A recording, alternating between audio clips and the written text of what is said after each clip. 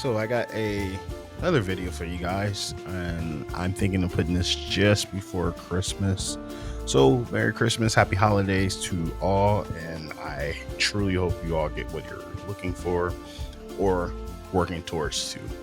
And let's end the year on a really good note and start 2025 great. But the episode that I wanted to make, or I am making now, I wanted to maybe answer a question that some people are thinking, some people have thought about, and really, should you go back to console gaming if you're a PC gamer? And I'm going to say no.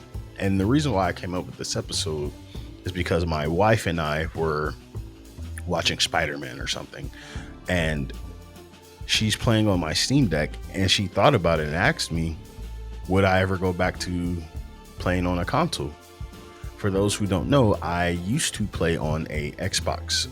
I used to be an avid Xbox gamer, and I always wanted to go PC, but I just never had the money for it. And surely less than maybe 3 years ago, I decided to jump the gun, took some money out of my 401k, and I built the computer. Now, when I first started with my computer journey, I originally wanted to sort of compete with the PlayStation 5 and the Xbox Series X. I looked at the components. I wanted to, in other words, maybe just match what they could do. And I spent about $750 on my first build, and I immediately loved it. What made the challenging part, of course, was just the lack of knowledge that I had. I watched a lot of YouTube videos on how to build a computer, but I never truly watched the videos on the specs. What could this graphics card do? What could this processor do? And so fast forward now, it took a while, but I start to get a good grasp of what I want out of my computer and what I'm looking for. Now, you look at how these systems are today with all the updates for console, a lot of this stuff starting to look a little PC oriented, if I must say. And if you look at the PlayStation 5 Pro, you have multiple versions of how you want to play your game. Performance mode RT, and quality mode. That all sounds like what a computer does. And surely enough, learning that alters how you play your game. You don't need the highest settings to get the best gameplay.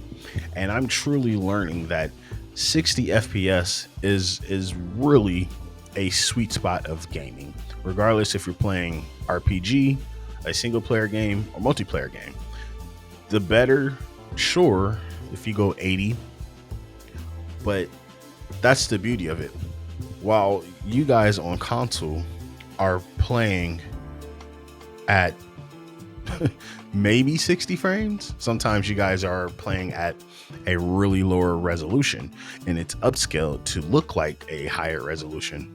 And that's what we would call fake frames. However, I digress, because I'm starting to like AI upscaling myself. Whenever I play Alan Wake 2, the game looks great, even though it's playing at a lower resolution. And I won't knock anyone that decides to stay with console. I think console gaming has a fair price point at times.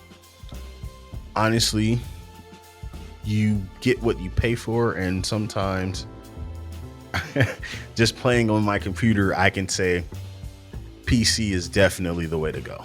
If you are still trying to decide on whether or not you want to get on PC, get a Steam Deck, get a ROG. ROG Ally is cheaper now. It isn't $800, but a Steam Deck is a really good entry point to playing on PC.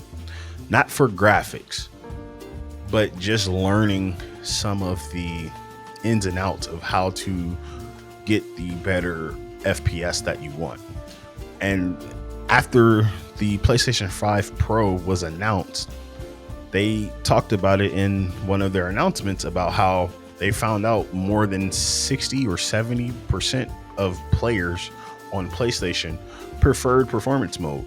That means you guys aren't even trying to play in 4K. You guys just want the FPS counters to go up, which you have the best of both worlds when it comes to PC.